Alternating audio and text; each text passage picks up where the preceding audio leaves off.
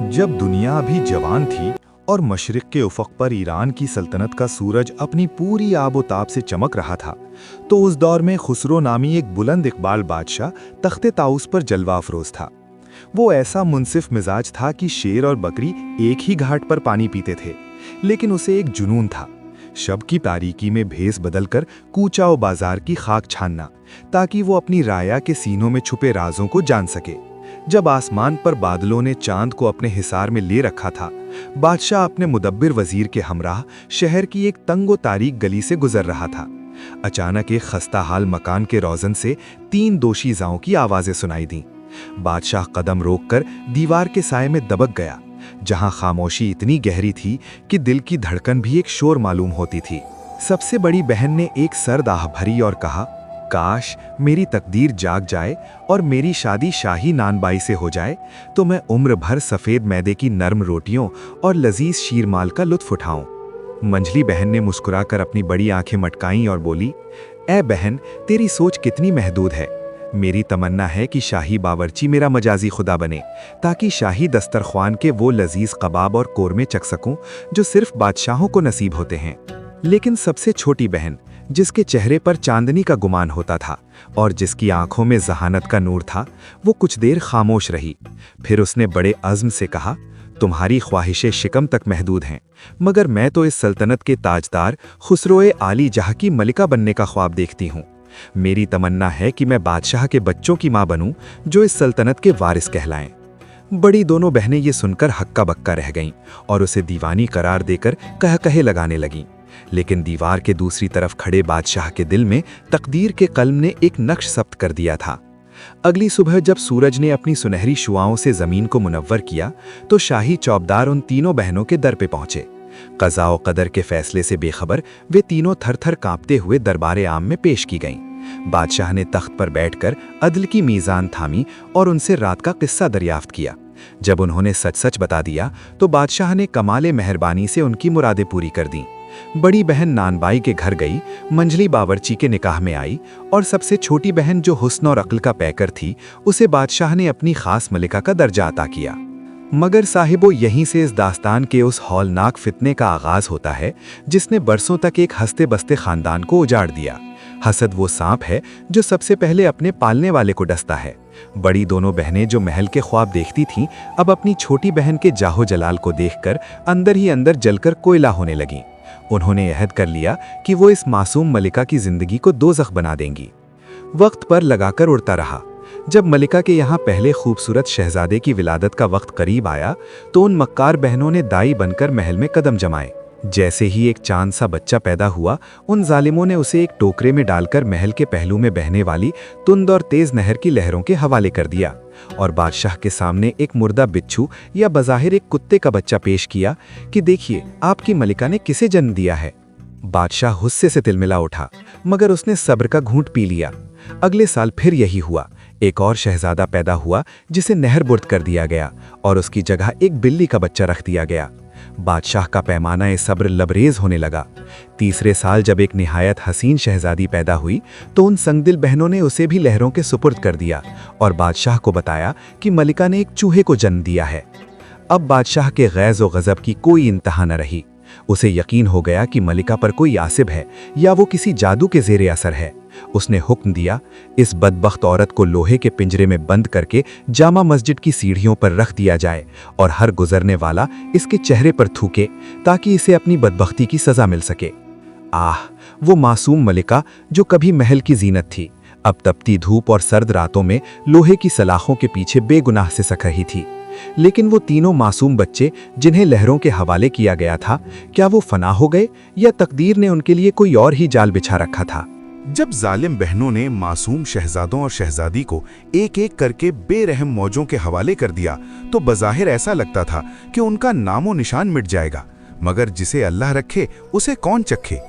क़ज़ा व क़दर का खेल देखिए कि वो नहर जो शाही महल के पहलू से गुजरती थी, वो आगे चलकर बादशाह के खास नखलिस्तान और बाग़ इरम से होकर गुजरती थी। इस वसीओ अरीज बाग का निगहबान एक बूढ़ा माली था जो बरसों से औलाद की नेमत से महरूम था। उसकी जिंदगी पौधों को पानी देने और कलियों को चटकते देखने में गुजर रही थी। एक सुबह जब अभी सूरज की पहली किरण ने शबनम के कतरों को छुआ ही था, माली ने नहर के किनारे एक अजीबोगरीब मंजर देखा।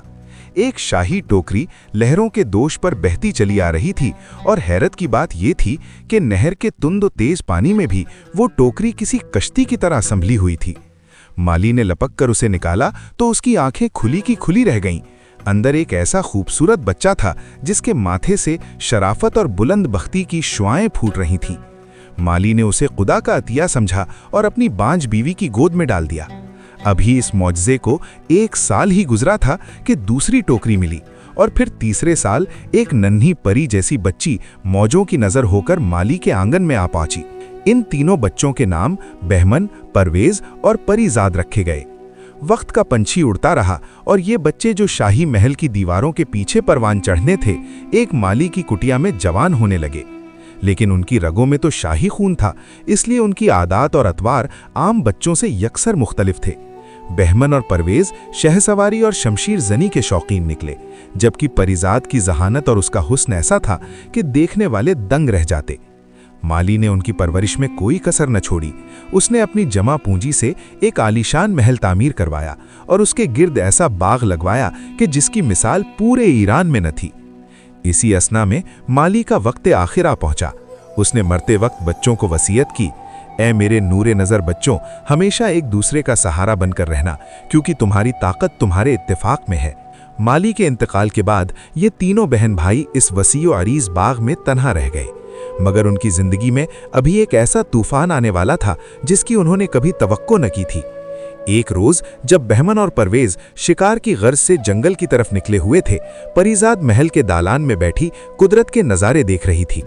अचानक एक बूढ़ी फकीरनी, जिसका चेहरा झुर्रियों से भरा था और आंखों में एक अजीब सी चमक थी, महल के दरवाजे पर आई। परीजाद ने कमाल अखलाक से उसे अंदर बुलाया, उसे खाना खिलाया और अपना पूरा बाग दिखाया। मक्कार बुढ़िया, जो दरअसल उन हसद भरी बहनों की भेजी हुई एक जादूगरनी थी, ने बाग की हर चीज को सराहा, मगर फिर एक लंबी आह भरकर बोली, ऐ शहजादी, तेरा ये महल और ये बाग बेशक लाजवाब है, मगर अफसोस कि यहाँ वो 3 चीजें नहीं हैं जिनके बगैर हर जन्नत अधूरी है। परीजाद का दिल धड़क उठा। उसने बेचैनी से पूछा, बड़ी बी, वो कौन सी चीजें हैं? बुढ़िया ने पुरस्रार लहजे में कहा, पहली चीज बोलती चिड़िया है जो हर जबान समझती है और गैब के राज बताती है। दूसरी चीज गाता हुआ दरख्त है जिसके पत्ते हवा के लम्स से ऐसी मौसीकी पैदा करते हैं कि रूह वजद में आ जाए। और तीसरी चीज सुनहरी चश्मे का पानी है जिसकी एक बूंद मुर्दा जमीन को जिंदगी बख्श दे और पत्थरों को इंसान बना दे। परीजाद ने पूछा, ये चीजें कहाँ मिलेंगी? बुढ़िया ने मशरिक की समत इशारा करते हुए कहा, यहाँ से 20 रोज की मसाफत पर हिंद की सरहद के करीब एक लकोदक सहरा है। वहाँ एक ऐसा पहाड़ है जहाँ ये तिलिस्मात छुपे हैं, मगर याद रखना, वहाँ जाने वाले हजारों गए मगर लौटकर कोई ना आया। बुढ़िया तो जहरीला बीज बोकर चली गई, मगर परीजाद के दिल का सुकून छीन लिया। जब शाम को दोनों भाई वापस आए तो उन्होंने अपनी बहन को अफसुर्दा पाया। परीजाद ने तमाम किस्सा सुनाया और उन तीनों चीज़ों को हासिल करने की ख्वाहिश जाहिर की। बहमन, जो बड़ा था, तड़प कर बोला, ऐ मेरी प्यारी बहन, तू क्यों गमजदा होती है? तेरा भाई अभी जिंदा है। मैं कल ही इस मुहिम पर रवाना होऊंगा और वो अजूबात तेरे कदमों में लाकर रख दूंगा। बहमन ने अपना घोड़ा तैयार किया और चलते वक्त परीजाद को एक खंजर देते हुए कहा, यह मेरी जिंदगी की निशानी है। जब तक इसका फल चमकता रहे समझना मैं खैरियत से हूँ, अगर ये धुंधला जाए तो समझना मैं मुसीबत में हूँ, और अगर इससे खून टपकने लगे तो जान लेना कि तुम्हारा भाई इस दुनिया में नहीं रहा। परीजाद ने रोते हुए अपने भाई को रुखसत किया। बहमन 20 रोज तक बियाबानों, गारों और पुरहौल जंगलों से गुजरता रहा, यहाँ तक कि वो उस पहाड़ के दामन में पहुंचा जहाँ एक ज़ईफ दरवेश कुटिया में बैठा था। दरवेश ने उसे देखा तो एक ठंडी सांस भरी और कहा, ए नौजवान, वापस लौट जा, इस पहाड़ की बुलंदियों पर मौत रक्स करती है। मगर बहमन के सर पे धुन सवार थी। उसने दरवेश से रास्ता पूछा। दरवेश ने एक गेंद उसकी तरफ फेंकी और कहा, इसके पीछे चले जाओ, जहां ये रुके वहां से पैदल पहाड़ पर चढ़ना, मगर खबरदार, तुम्हारे पीछे से ऐसी ऐसी हौलनाक आवाजें आएंगी कि तुम्हारा कलेजा मुंह को आ जाएगा। तुम पर गालियों की बौछार होगी, तुम्हें तुम्हारे प्यारों के वास्ते दिए जाएंगे, मगर तुम्हें पीछे मुड़कर नहीं देखना। अगर एक लम्हे के लिए भी तुम्हारी गर्दन मुड़ी तो तुम उसी वक्त काले पत्थर के सुतून में बदल जाओगे। बहमन ने हिम्मत जमा की और पहाड़ की तरफ कदम बढ़ाया। ज्यों-ज्यों वो ऊपर चढ़ता गया, शोर-ओ-गुल बढ़ता गया। ओए ठहर, कहाँ जाता है? चोर, डाकू, पीछे तो देख, तेरी बहन तुझे बुला रही है। आवाजें इतनी करीब थीं जैसे कोई उसके कान में चीख रहा हो। अचानक एक ऐसी आवाज आई जिसने बहमन के कदमों को जकड़ लिया। उसे लगा जैसे परवेज उसे बुला रहा है। वो भूल गया कि ये तिलिस्म है, और जैसे ही उसने एक पल के लिए पीछे मुड़कर देखा, दफतन एक मुहीब बिजली कड़की और बहमन का गोश्त पुश्त देखते ही देखते सख्त काले पत्थर में तब्दील हो गया। वो अब एक बेजान मूर्ति बनकर उस पहाड़ की जीनत बन चुका था। उधर महल में परीजाद ने जब खंजर निकाला तो उसका दिल डूब गया। खंजर का फल मुकम्मल तौर पर सियाह हो चुका था। वो धाड़े मारकर रोने लगी, हाय मेरा भाई, हाय मेरा बहमन। जब बहमन का खंजर परीजाद के हाथ में सियाह पड़ गया तो महल के दरो दीवार मातम कदा बन गए। परीजाद का हाल वो था जैसे किसी ने चमन से बहार छीन ली हो। वो दिन भर भाई की सलामती की दुआएं मांगती और रात भर तारे गिनकर गुजारती। परवेज जो मंझला भाई था, अपनी बहन की ये तड़प देखकर खून के आंसू रोने लगा। आखिर एक रोज परवेज ने अपनी कमर हिम्मत से बांधी और परीजाद से मुखातिब होकर कहा, ऐ मेरी लख्ते जिगर बहन, सब्र का दामन न छोड़। बहमन मेरा भाई ही नहीं, मेरा बाजू भी था। मैं उसे इस पुरअसरार पहाड़ के रहमो करम पर तन्हा नहीं छोड़ सकता। मैं जाता हूं, या तो उसे छुड़ा लाऊंगा या अपनी जान जाने आफरीन के सुपुर्द कर दूंगा। परीजाद ने भाई का दामन पकड़ लिया और रोकर कहने लगी, भैया, एक भाई को खोकर मेरी दुनिया अंधेर हो चुकी है। अब तुम्हारी जुदाई का सदमा ये ज़ईफ दिल न सह पाएगा। क्या मालूम वहां कौन सी जादुई ताकतें मसलिहते वक्त का इंतजार कर रही हैं। मगर परवेज ने उसे दिलासा दिया और मोतियों की एक माला परीजाद के गले में डालते हुए कहा, ये माला मेरी जिंदगी की जामिन है। जब तक इसके दाने बिखरे रहें और अपनी जगह कायम रहें, समझना तुम्हारा भाई बखैर व आफियत है। लेकिन अगर ये दाने एक दूसरे से जुड़ जाएं और हिलना बंद कर दें, तो जान लेना कि तुम्हारे दूसरे भाई को भी मौत ने अपनी आगोश में ले लिया है। परवेज अपने तेज रफ्तार घोड़े पर सवार हुआ और उसी समत रवाना हुआ जहां से बहमन गया था। रास्ते की सऊबतें, तपते हुए रेगिस्तान और काली रातों के खौफ भी उसके कदम न रोक सके।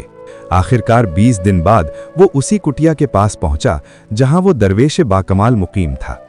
दरवेश ने परवेज को देखा तो अफसोस से सर हिलाकर कहा, ऐ नादान जवान, तेरे भाई ने मेरी बात न मानी और अब वो उस संगलाख पहाड़ पर एक बेजान पत्थर बन चुका है। तू वापस मुड़ जा, अपनी जवानी पर रहम खा। परवेज ने जवाब दिया, ऐ बुजुर्ग, मैं बुजदिलों की तरह वापस मुड़ने नहीं बल्कि अपने भाई का हिसाब लेने आया हूं। मुझे वो गेंदी अता कीजिए जो मंजिल का पता देती है।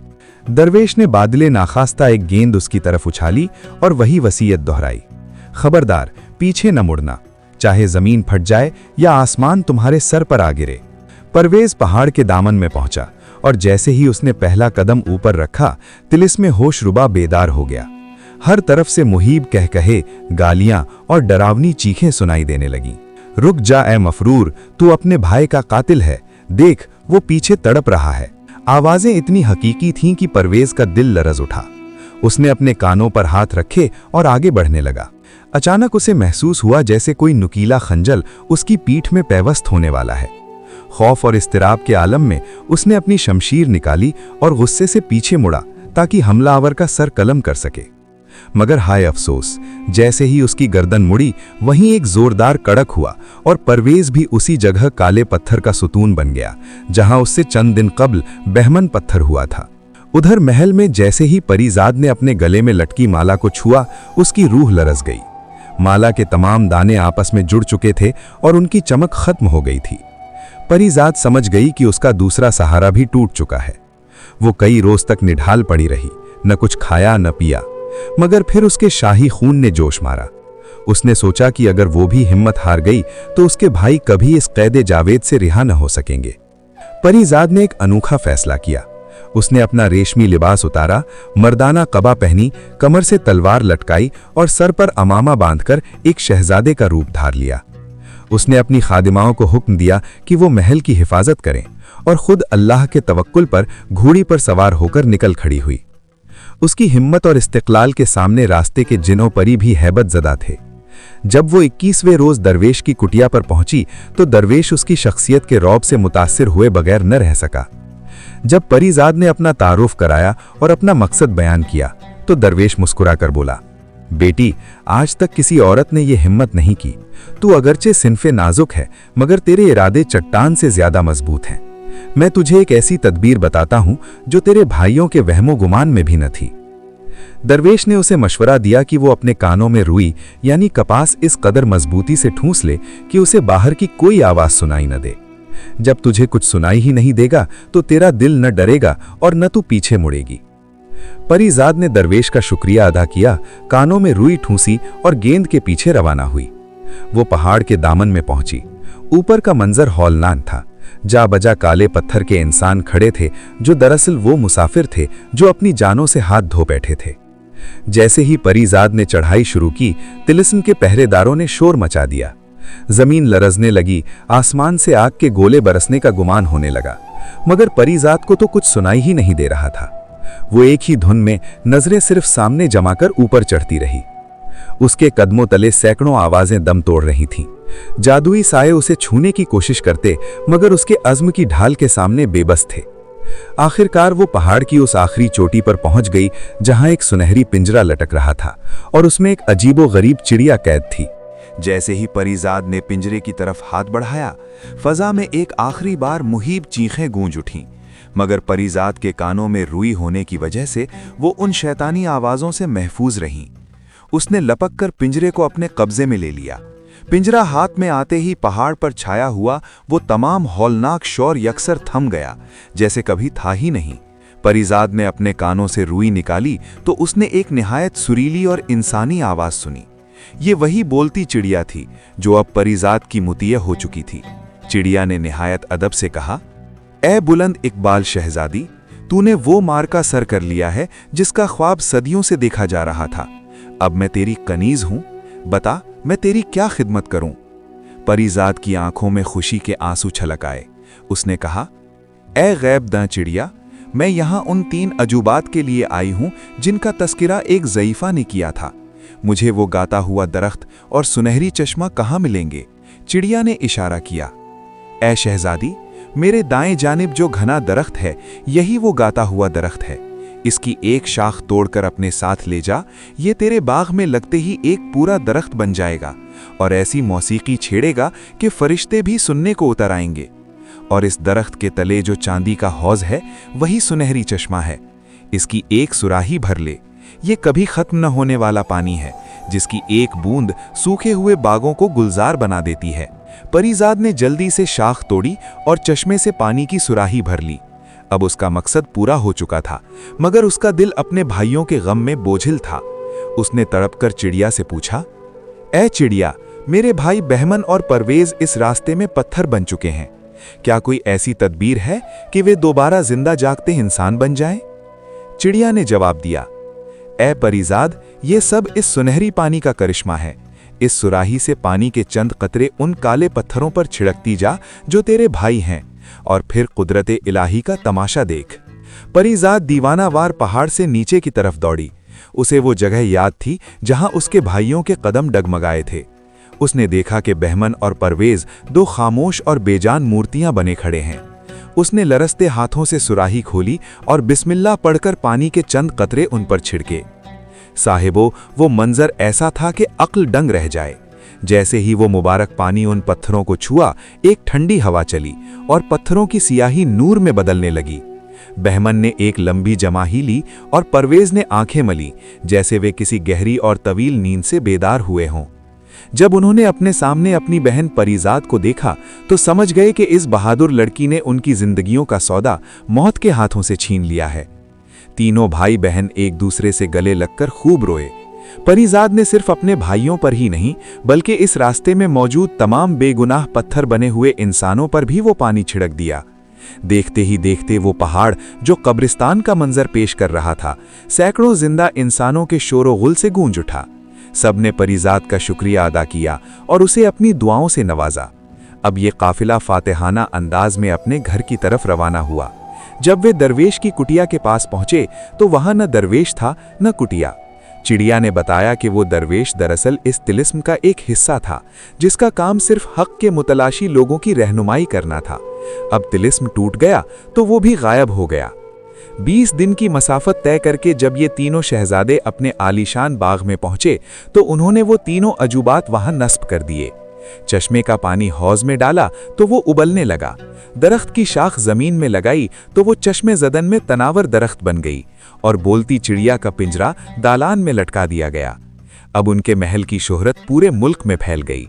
लोग दूर दूर से इन अजूबात को देखने आते, मगर अभी असल हकीकत पर से पर्दा उठना बाकी था। उन हसद भरी बहनों को जब ये खबर मिली कि बच्चे न सिर्फ जिंदा हैं बल्कि अजूबात भी ले आए हैं, तो उनके पैरों तले से जमीन निकल गई। दूसरी तरफ बादशाह खुसरो, जो अपनी मलिका को लोहे के पिंजरे में कैद करके गमजदा रहता था, उसके कानों तक भी इस पुरअसरार महल और 3 बहन भाइयों की खबर पहुंच गई। तकदीर अब एक ऐसा जाल बुन रही थी जिसमें शिकारी खुद शिकार होने वाला था। एक दिन बादशाह ने इरादा किया कि वो खुद जाकर उन 9 उम्र शहजादों से मिले और इन अजूबात का मुआयना करे। उसे क्या मालूम था कि जिन बच्चों को उसने नहर में बहा दिया था वे अब उसके सामने आने वाले हैं। जैसे ही बादशाह ने बाग में कदम रखा, उसकी रूह पर एक अजीब सी लर्जा तारी हो गई। उसे महसूस हुआ जैसे इन दरो दीवार से अपनी खुशबू आ रही हो। बहमन और परवेज ने कमाल जाहो जलाल के साथ बादशाह का इस्तकबाल किया। बादशाह इन जवानों के चेहरे देखकर शशदर रह गया। उनकी पेशानियों पर वही शाही नूर था जो खुसरो के अपने खानदान का खासा था। तीनों बहन भाइयों ने बादशाह को वे अजायबात दिखाए। गाते हुए दरख्त की मौसीकी ने बादशाह के दिल से बरसों का गम धो दिया, और सुनहरी चश्मे की ताबानी ने उसकी आंखों को खैरा कर दिया। लेकिन जब वो बोलती चिड़िया के सामने पहुंचा तो चिड़िया ने एक मानी खेज खामोशी इख्तियार कर ली। बादशाह ने इन नौजवानों की मेज़बानी से मुतासिर होकर उन्हें शाही महल में दावत दी, मगर चिड़िया ने परीजात को सरगोशी में एक खास तदबीर सिखाई। जब दूसरे रोज बादशाह उनके यहाँ ज़ियाफत पर आया तो दस्तरख्वान पर अनवा व अक़साम के लजीज खाने चुने गए, लेकिन सबके दरमियान एक बड़ा चांदी का थाल रखा था जिसमें सफ़ेद मोतियों की खीर थी। बादशाह ने हैरत से पूछा, ए अजीज बच्चों, ये क्या मजाक है? क्या कोई इंसान मोतियों की खीर खा सकता है? ये तो सरासर अक्ल के खिलाफ है। बस उसी लम्हे बोलती चिड़िया अपने पिंजरे में फड़फड़ाई और बुलंद आवाज में बोली, ए खुसरोए वक्त, अगर पत्थर के मोतियों की खीर बनना नामुमकिन है तो ये कैसे मुमकिन हुआ कि एक इंसान की कोख से बिल्ली, कुत्ते और चूहे पैदा हों? तूने अक्ल के अंधों की बात तो मान ली, मगर अपनी मासूम मलिका की ममता पर यकीन न किया।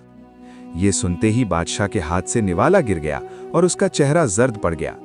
चिड़िया ने तड़प कर सारा कच्चा चिट्ठा खोल दिया। ए बादशाह, देख, ये तेरे सामने जो खड़े हैं ये कोई मामूली लड़के नहीं, बल्कि तेरे वही लखते जिगर हैं जिन्हें हसद की आग में जली उन मक्कार बहनों ने नहर में बहा दिया था। ये परीजात तेरी वही बेटी है जिसके बदले तुझे एक मुर्दा चूहा दिखाया गया था। बादशाह की आंखों से आंसुओं का सैलाब रवा हो गया। उसे अपनी वो संगदिली याद आई जो उसने अपनी मलिका के साथ की थी। वो फौरन अपने बच्चों को गले लगाकर धाड़े मार मार कर रोने लगा। उसी वक्त हुक्म दिया गया कि मलिका को उस जिल्लत आमेज कैद से रिहा किया जाए और शाही हम्माम में गुस्ल देकर बेहतरीन लिबास पहनाया जाए। जामा मस्जिद की सीढ़ियों पर लोहे के पिंजरे में कैद वो मजलूम औरत जो बरसों से लोगों की नफरत सह रही थी, आज अचानक शाही पालकी में बैठकर महल लाई गई। जब मलिका ने अपने जवान बेटों और परीसी बेटी को देखा तो उसकी ममता बरसों की प्यास बुझाने लगी।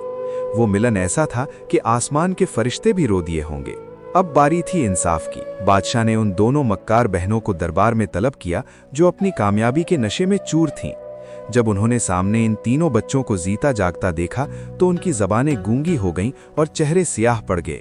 उन्होंने अपने जुर्म का इकरार कर लिया। बादशाह ने अदल का तराजू थामते हुए हुक्म दिया कि इन हसद से भरी औरतों को उसी कैद और जिल्लत का सामना करना पड़ेगा जो उन्होंने मलिका के लिए चुनी थी, और बाद अज़ा उन्हें इबरत का निशान बना दिया गया। साहबो, वो शहर जो कभी उदासी का मस्कन था आज चिरागा से जगमगा उठा। शहजादी परीजाद की हिम्मत, भाइयों का इत्तेफाक और चिड़िया की गवाही ने एक उजड़ा हुआ खानदान दोबारा बसा दिया। शहजाद ने जब अपनी कहानी का ये इख्तिताम किया तो बादशाह शहरयार का दिल मुट्ठी में आ गया। उसने सोचा कि अगर खुसरो जैसा बादशाह इतनी बड़ी गलती कर सकता है तो शायद मैं भी औरतों के मामले में हद से गुजर रहा हूँ। उसने शहजाद की अक्ल व दानिश और उसकी कहानियों के सहर में आकर अपने जुल्म से तौबा कर ली और उसे हमेशा के लिए अपनी मलिका बना लिया। यूं ये तिलिस्मी दास्तान सच्चाई की फतह और झूठ की रुसवाई पर खत्म हुई। अल्लाह हमें हसद से बचाए और परीजात जैसा अज़्म अता फरमाए। तम्मत बल खैर।